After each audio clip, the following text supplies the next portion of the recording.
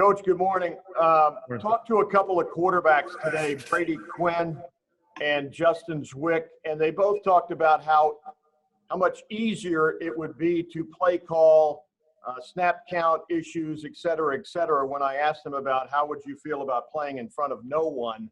Does it simplify things from that standpoint?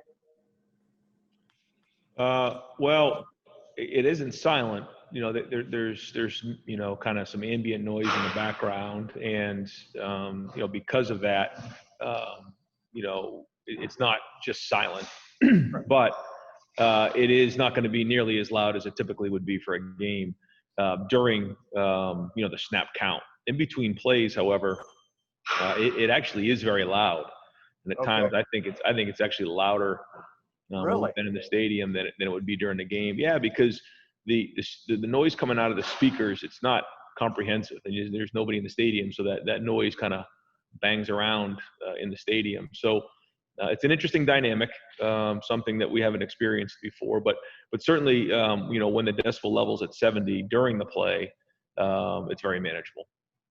Thank you. Yep.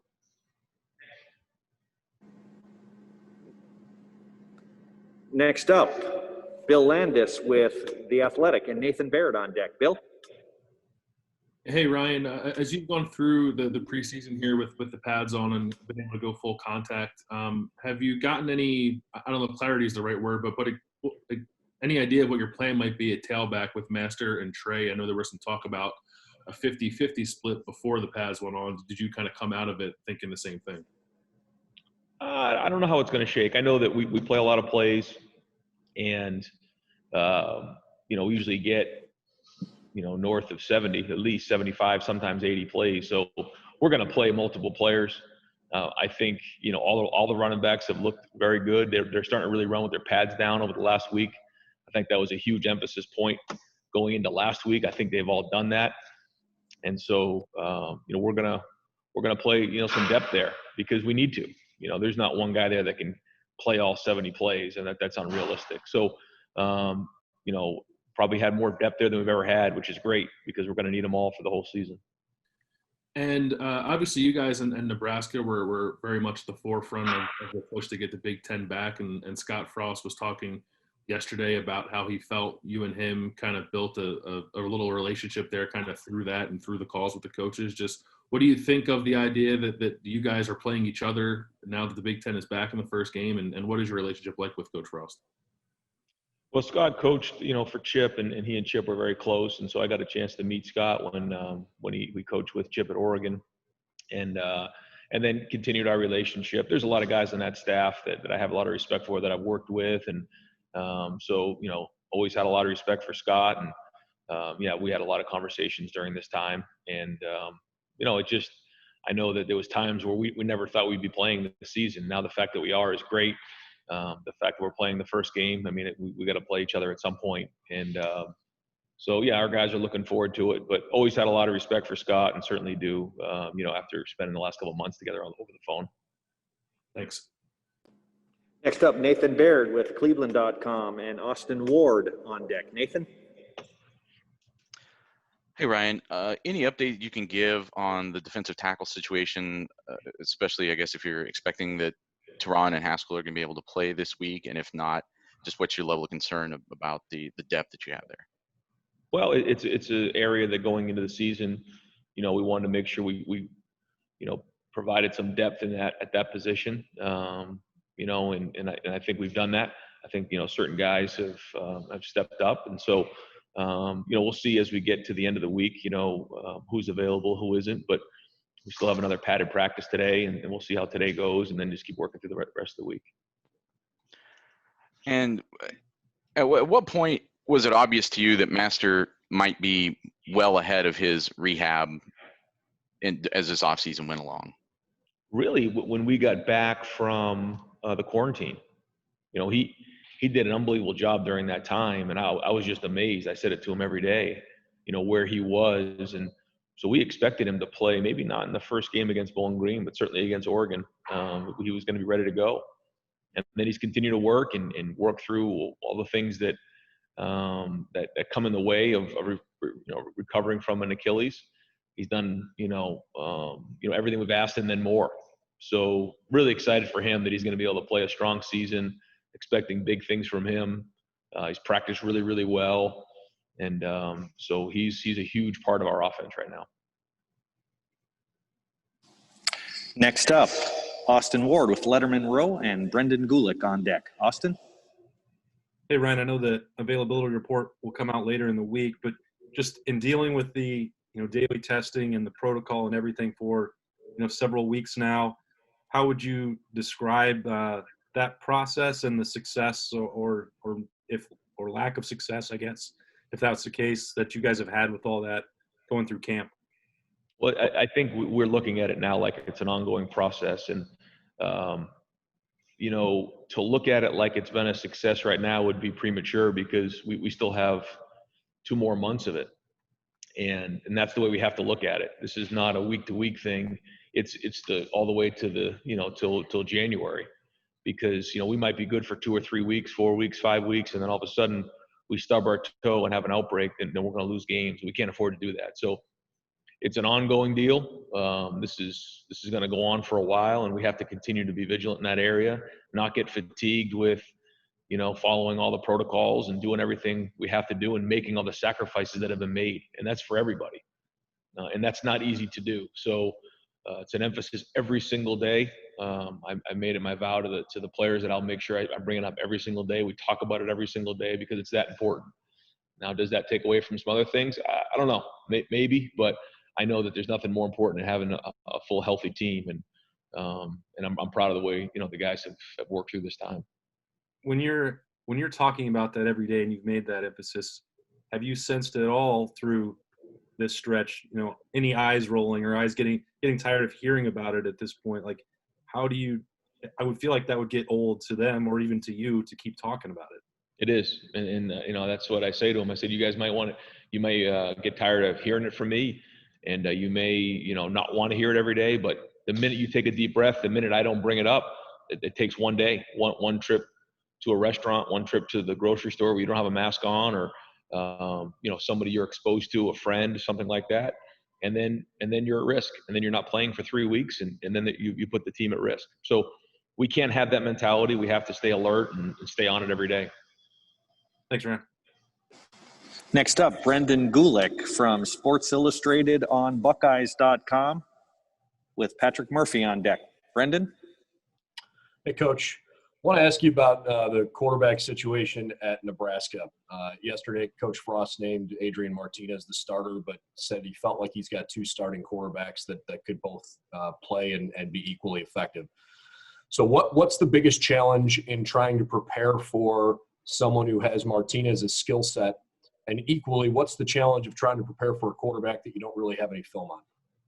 We recruited Luke and know him very well. He shares a lot of the same skill set that Adrian has. And so I think, that means that, Luke's really developed over the last couple of years. They've done a great job of developing him. And obviously they feel strongly about him in terms of being able to put him in a game. So a lot of respect for both of those guys. Both of those families know them well, recruited both of them, and they're both really good football players.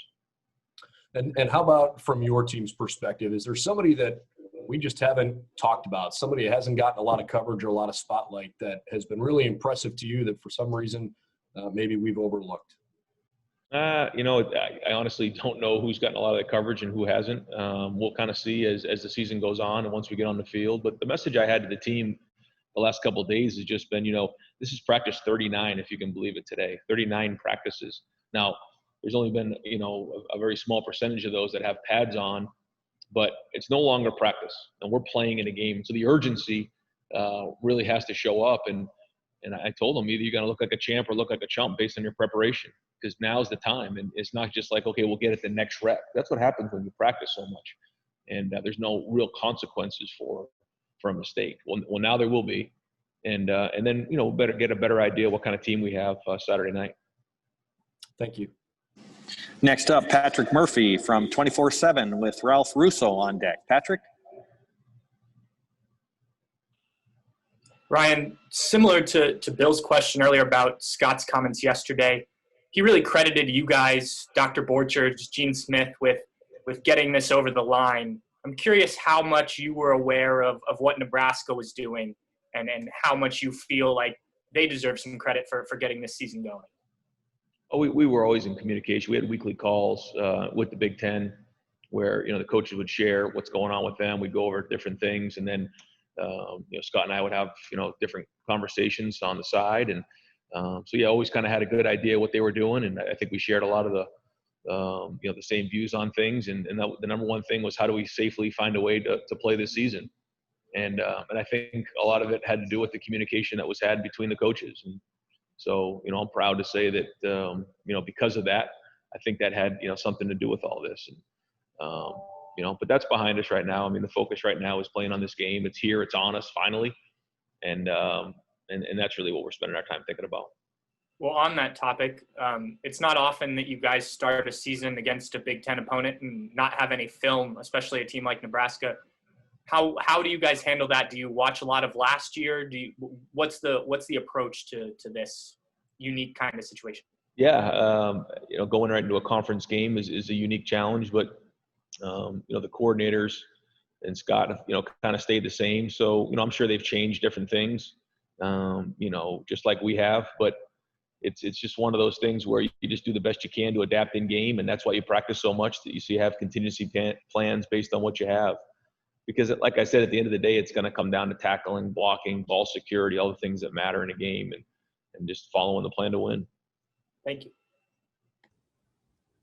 Next up, Ralph Russo from the Associated Press with Tim May on deck. Ralph? Hey, Ryan. Good to see you. My question sort of plays off of what Austin asked you about the protocols and sort of hammering that message away to your team. It's a little bit of an odd question, but it's a little bit of an odd season. If you had an outbreak before the season, it becomes a little easier to deal with the protocols, right? I mean, you have less players who would need to be tested. Some of those guys, get out of their surveillance pool. Some of those guys are not necessarily able to be contact traced. Have you given any thought to the idea of there's this weird competitive balance issue where you almost would be better off? And I'm not saying you want this, but that a team that had struggled with the protocols, had struggled with the virus, would actually have an advantage going into the season? Well, certainly not in the Big Ten, because if you test positive and then you test positive for myocarditis, then now you're out for at least 6 weeks. So no, because I know there's been a lot of people that have been in that situation throughout the conference. So no, I don't think so. And then the other thing is, after 90 days, you have to start testing again. And so, who's to say that you wouldn't get it again? And the other part of it is, when you're out, it really, hurts your development. When you're sitting in quarantine for 10 to 14 days, and you're not doing anything, that's not good for your development as a football player. So while I understand the question, and maybe early on in the spring, that may have been a situation, but I think as we've gotten into the summer, into the fall, staying healthy is obviously the best way to do it.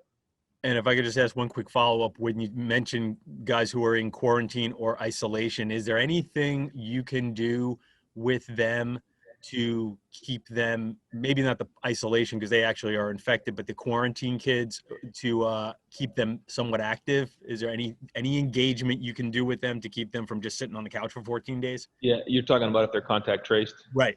Yeah, so whether they're in isolation or they're in quarantine, we do have a protocol in place that we have certain things that we do, and make sure they check in with mental health services that we provide and different things. But for those who are contact traced and actually have not tested positive, they are able to work out and do different things. They're not able to be a part of us, so they have to quarantine, but there is some interaction there that we're able to do just to keep them moving around. Certainly not the same as if you're practicing, but we are able to kind of keep them a little bit in shape the best we can. Thank you.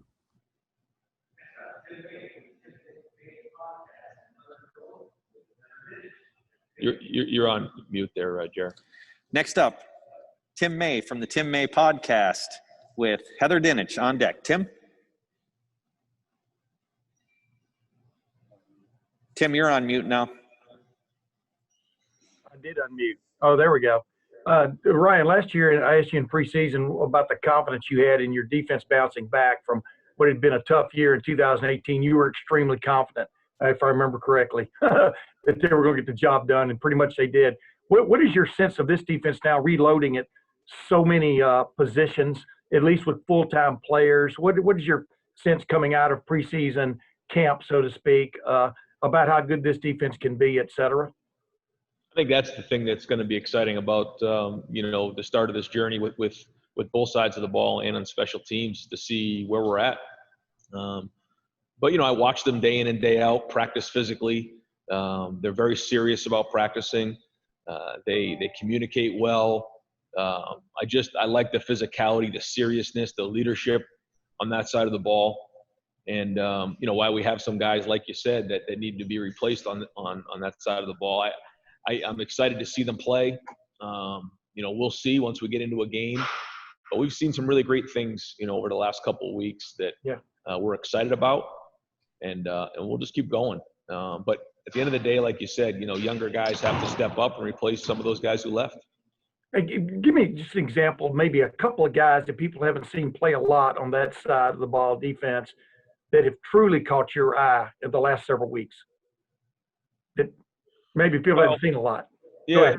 I mean, I think that we'll see Saturday. We'll see how guys play. There's been so many practices here, and what really matters is how they play on the field. So we'll see, but I'm really impressed with the way the linebackers, just as a whole unit, have just done a great job of communicating, diagnosing plays, seeing things, running to the football. And they're just a very professional group of guys, in my opinion. So I would say right now that's probably the strength of the defense. But both the other groups are working really hard, the D-line and the back end, and those units are getting stronger every day. So fired up to see what this looks like on Saturday. Thanks, man. Yep. Next up, Heather Dinich with ESPN and Dave Biddle on deck. Heather? Hey, Ryan, as you have watched, I'm guessing, Alabama and Clemson through the first couple weeks here, how confident are you, based on what you've seen from your team, that Ohio State can join them quickly in the national title conversation? Well, the thing that I talked to the team about 2.5 weeks ago was that there's no conversation about any kind of national championship or championship conversation. It's all about beating Nebraska, because whether we, start focusing on things like that, whether we start talking about things like that, compare ourselves to other teams, all that's going to do is just distract us from playing the game on Saturday. I mean, we got a good opponent coming in here, and if we don't take care of business on Saturday, none of that really is going to matter. So the focus has been so much on our team, and not individually, but being a team and being 1-0. Because with everything going on out there, with different people talking about those things, the easy thing to do is get distracted and start talking about things down there. Well, the teams that focus on what's going on down the road, they get upset, and it goes sideways fast. So we cannot do that. We have to stay disciplined and just focusing on the first drive on Saturday, then take it with the second drive and go from there and find a way to go 1-0. And then as the season goes on, if we can put a couple wins under our belt, then we can start saying, okay, where is this thing headed? But right now, we got to find a way to win this first game. And I know it's fun to talk about, but for us, that has to be the focus. Because you guys are so talented, though, how important was it that not only the players, but also yourself, at least have this opportunity to play for a national title this year, not just the Big Ten title? Sure. No, that was very, very important in this whole process. Guys come here to play for championships, and so that was a big deal for us. And so I can't tell you how excited our players were when they found out they had that opportunity. Next up, Dave Biddle with 24/7 Sports and Bill Rabinowitz on deck. Dave? Hi, Ryan.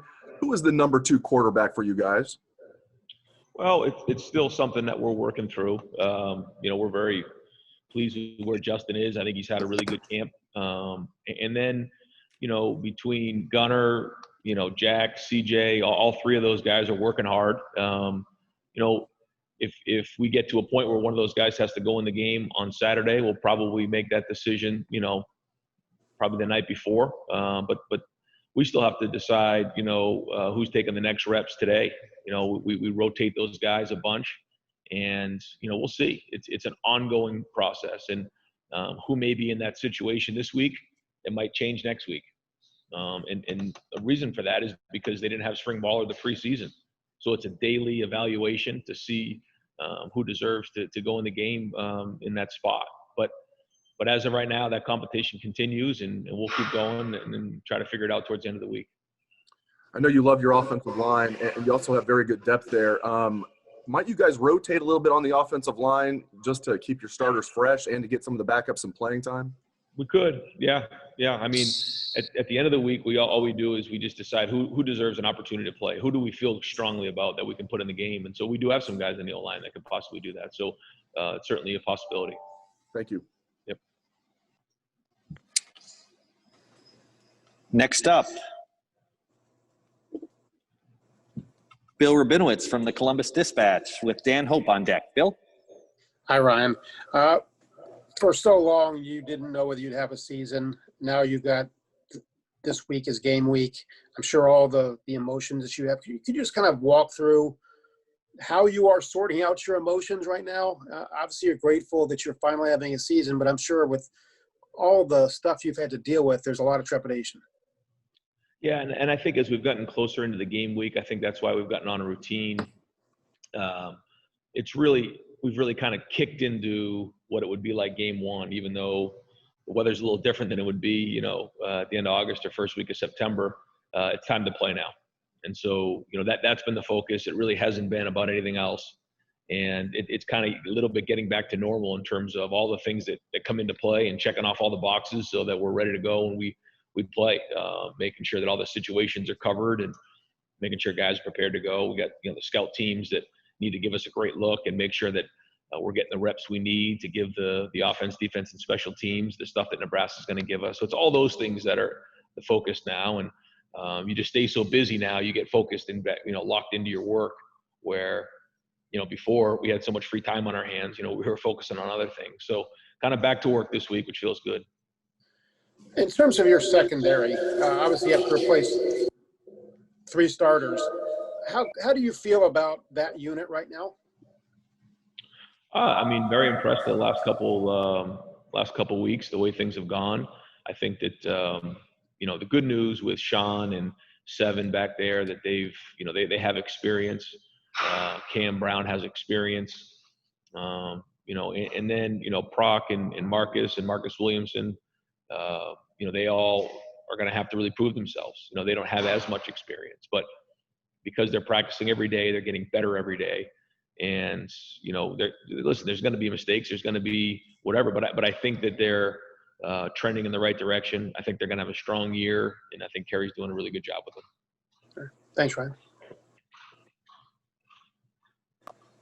Next up, Dan Hope with 11 Warriors and Dennis Dodd on deck. Dan? Hey, Ryan, does it help going into a season knowing that the freshmen don't have to worry about eligibility this year, but you don't have to worry about redshirt and those guys? Yeah, that's good. It's one less thing to worry about for sure. And it's easy to kind of get them on the travel squad and get them in there thinking that maybe they'll play 1 or 2 plays, but you don't have to worry about that. It's definitely one less thing to worry about. I know you've talked so much about just the need to have this depth from, the front of your roster to the back. Just where do you feel going into the season right now that you are in terms of a depth standpoint across the board?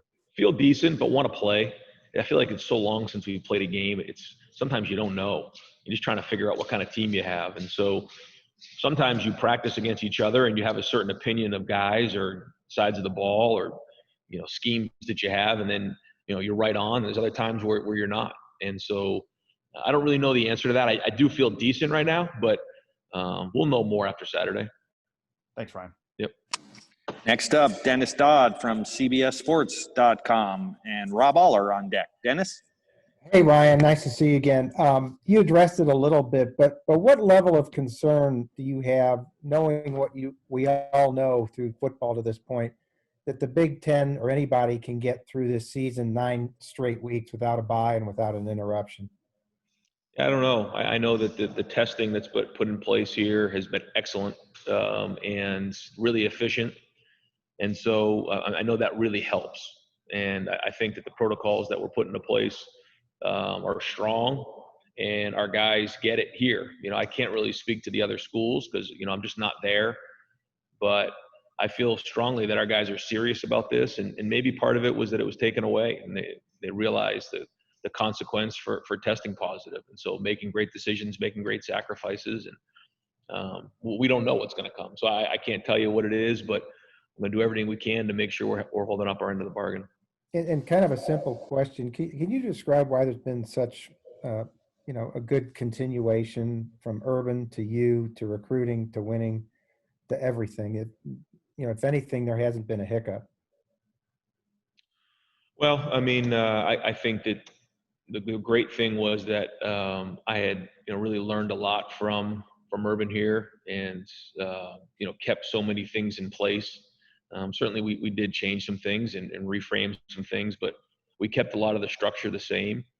And I think that because of that, it was fairly seamless.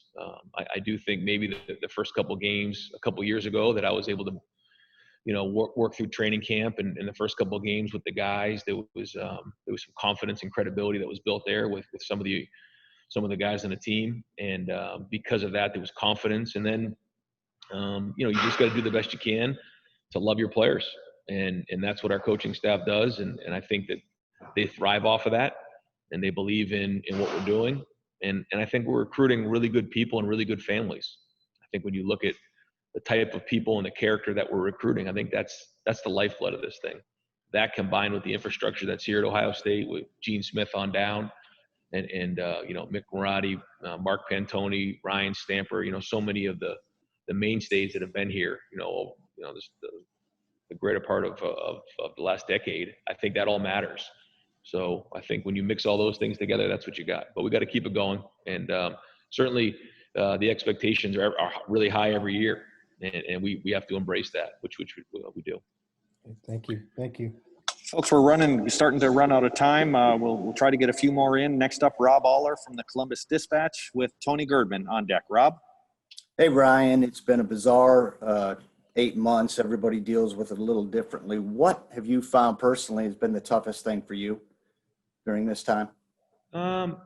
Probably, most recently it's just not being around my family as much. That's probably the hardest thing. And then two is probably just the lack of routine of not knowing what's coming next in a world where we're so used to knowing what's coming next from a day-to-day basis.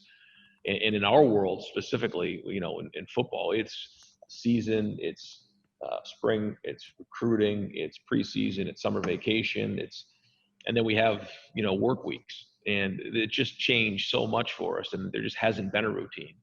And so I think those are the biggest challenges, probably in just looking back. And taking you back a few years to your teen formative years, what was Nebraska football to you? I assume that was right in the wheelhouse of when they were really good, and just your thoughts on Nebraska football growing up and now. Yeah, no, remember it really well, watching them play for national championships and being a powerhouse, and one of the greatest traditions in all of college football. And so nothing but respect. A lot of great players have come before, and certainly Scott was one of them.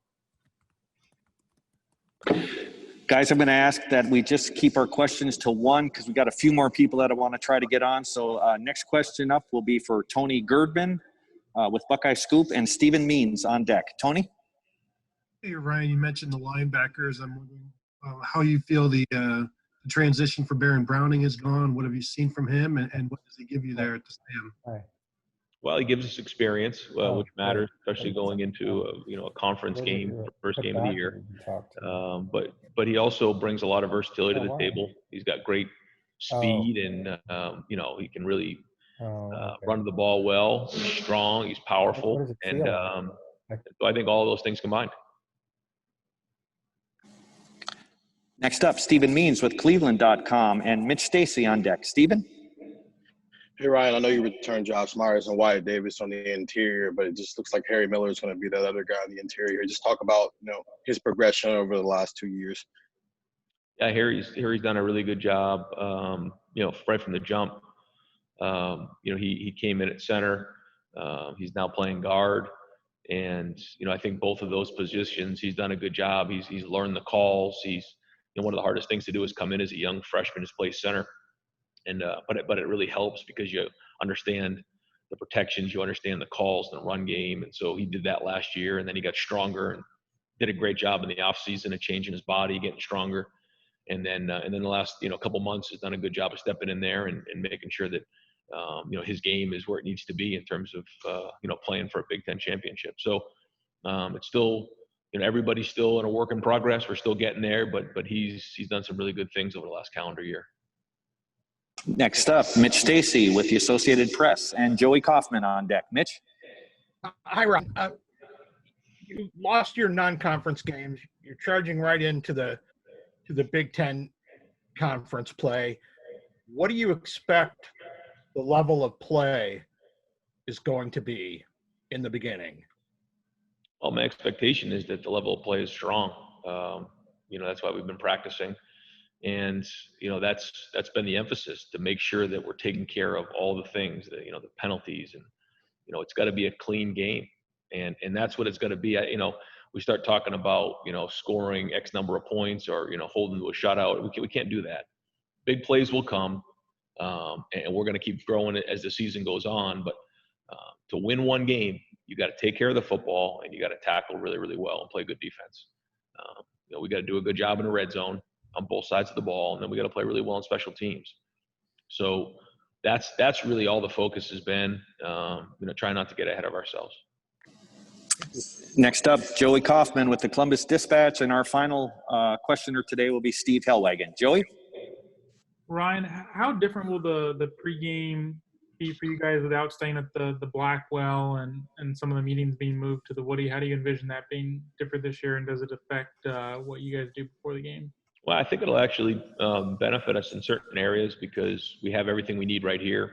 And so instead of taking all of our stuff over to the Blackwell, we have everything we need here with sports science. We have our cryogenic tanks, the recovery, the float tanks, the cold tubs, the hot tubs, the bikes, the Normatec boots, the training room. We have the indoor for walkthroughs. We have the dining facility to eat. We can spread out a little bit more here. So I think, the utilization of the Woody Friday night and before the game, as we'll kind of get ready here a little bit and then head over on the bus. There's certain aspects that'll actually be more efficient. And final questions today come from Steve Hellwagon with 24/7. Steve? Yeah, Coach. Only thing I have is just about right tackle. It sounds like Stephen Means covered the other spot. Nicholas Petit-Ferrer, Paris Johnson, DeJuan Jones. How do those guys shake out? And are you expecting one of them to be the opener at that position? I mean, all three of them are going to play one way or another.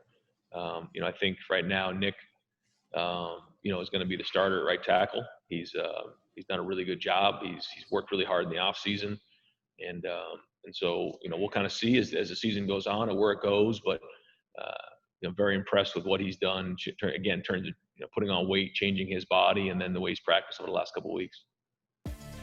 Thanks for watching. Be sure to click on that subscribe button so you don't miss a single thing, and come visit us over at BuckeyeGrove.com for all the best Ohio State information on the web.